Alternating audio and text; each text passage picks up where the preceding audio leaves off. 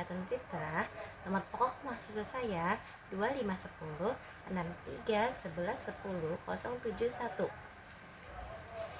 Saya dari PAI semester 1 kelas B.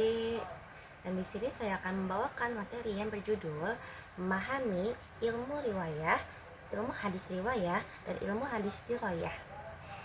Di dalam teks materi di sini, saya akan menjelaskan konten apa saja yang akan saya bawakan dalam setiap slide-nya.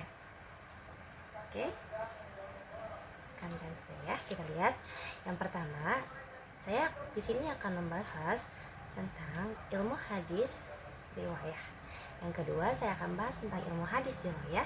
Dan yang terakhir, ini adalah puncaknya, di mana kita akan membahas tentang hubungan ilmu hadis riwayah dengan ilmu hadis dirayah. Oke, sekarang kita masuk ke dalam pembahasan yang pertama, yaitu membahas tentang ilmu hadis riwayah.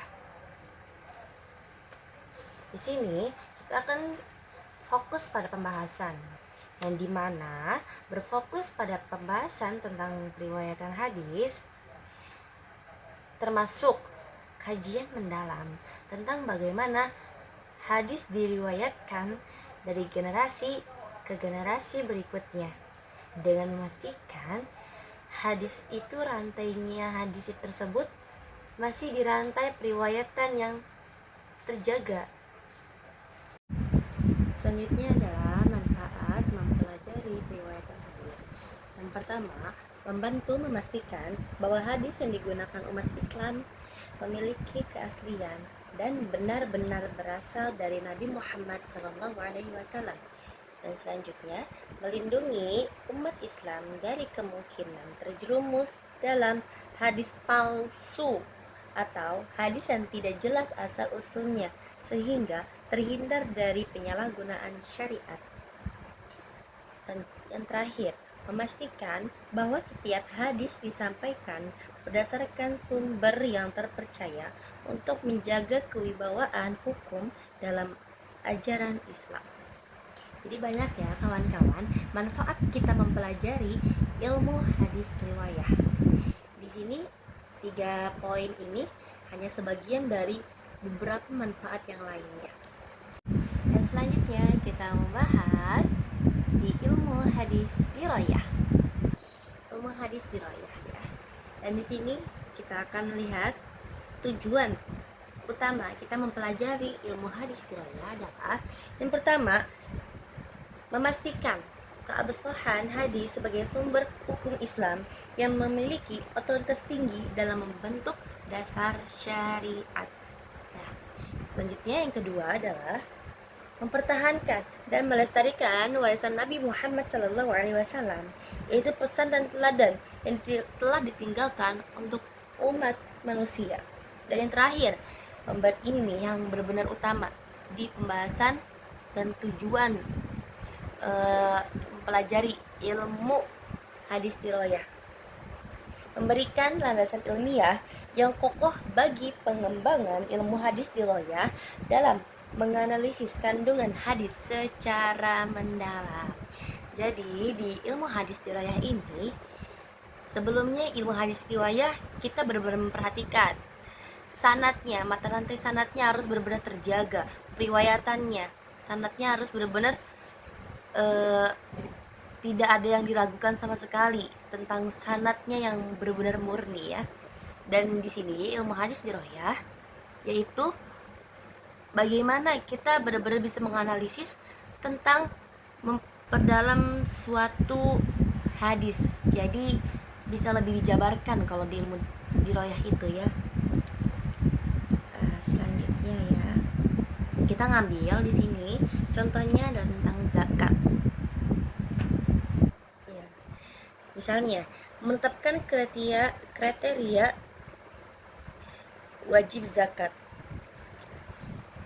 Analisis dilakukan untuk memahami siapa saja yang berhak menerima zakat. Wajib berdasarkan hadis. Misalnya, memiliki harta yang mencapai nisab. Jadi kalau misalnya dalam hadis itu di ilmu dirayah dia benar-benar menelusuri siapa yang bisa menerima zakat, terus kriterianya seperti apa saja, terus jumlah harta yang harus dizakatkan berapa jumlahnya. Nah, itu pentingnya kita mempelajari ilmu hadis di Roya. Selanjutnya, nah ini menentukan besaran zakat. Berdasarkan matan hadis, besaran zakat dihitung berdasarkan jenis harta yang dimiliki, seperti emas, ternak, atau hasil pertanian. Selanjutnya adalah yang terakhir, metode penyaluran zakat. Kajian hadis membantu menentukan metode penyaluran zakat, misalnya kepada kelompok penerimanya, yang disebutkan dalam Al-Quran, yaitu fakir, miskin, mu'alaf, atau fisabilillah. Seperti ayatnya, innamas shadaqatu lil fuqara'i wal masakin wal 'amilina 'alaiha wal mu'allafati qulubuhum wa fir riqabi wal ghoribina fi sabilillah wa ibnis sabil. Dan itu ayat Al-Quran yang menjelaskan siapa saja yang berhak menerima zakat. Jadi Allah sudah menjelaskan ya siapa saja yang berhak menerima zakat. Tapi kita belum tahu berapa jumlah harta yang harus kita sumbangkan untuk kita zakatkan. Jadi di ilmu hadis dirayah ini kita dapat mengetahui berapa jumlah harta yang dapat kita serahkan untuk menjadi zakat. Selanjutnya ya kawan-kawan, konteks historis zakat. Analisis hadis memperhatikan konteks zaman Nabi Muhammad SAW untuk memaknai relevansi hukum zakat dalam kehidupan modern. Bahasa dan makna dalam hadis, memahami istilah-istilah khusus dalam hadis, zakat memberikan kejelasan mengenai tata cara dan tujuan zakat menurut ajaran Islam. Jadi sudah sangat jelas ya kawan-kawan ya. Jadi ilmu hadis dirayah ini benar-benar memberikan istilah-istilah khusus dalam hadis zakat, memberikan kejelasan mengenai tata cara dan tujuan zakat menurut Islam. Jadi gimana teman-teman? Sudah paham kan ya tentang ilmu hadis dirayah? Dan kita langsung nyambung ke bagian terakhir ya teman-teman. Hubungan ilmu riwayah, ilmu hadis riwayah dan ilmu hadis dirayah. Hubungannya, ilmu hadis riwayah dan ilmu hadis dirayah tidak bisa dipisahkan karena memiliki suatu ketergantungan hubungan yang benar-benar harus melekat di antara dua ilmu hadis ini. Hadis dirayah mensyaratkan validitas hadis yang ditentukan oleh hadis riwayah agar dapat menganalisis hadis dengan akurasi dan kepastian yang tinggi. Tanpa hadis dirayah, hadis riwayah hanya akan menjadi kumpulan data tanpa aplikasi konkret dalam konteks hukum dan kehidupan.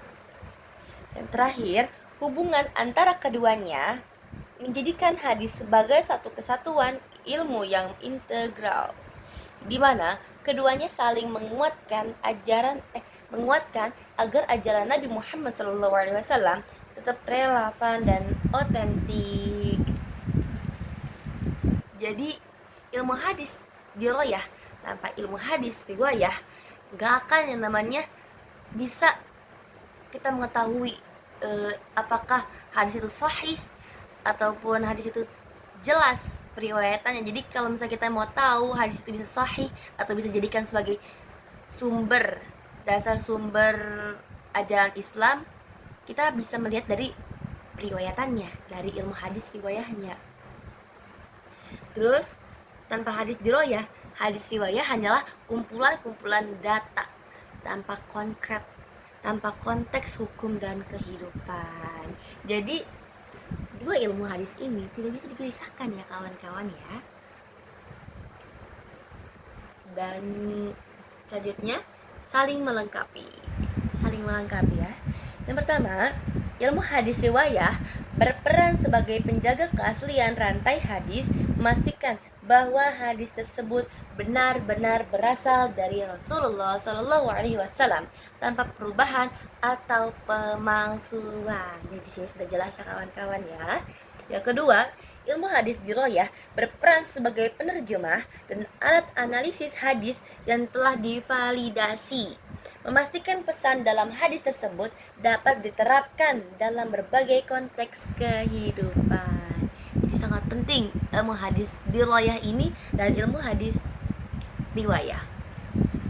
Keduanya bekerja sama dengan ilmu hadis riwayah, menyajikan hadis sebagai data mentah, dan ilmu diroyah mengelola data tersebut menjadi pedoman hukum dan nilai-nilai kehidupan. Oke, sampai sini semoga sangat bermanfaat untuk semuanya ya. Semoga semua yang saya jelaskan bisa difahami. Terima kasih. Wassalamualaikum warahmatullahi wabarakatuh. Bye bye.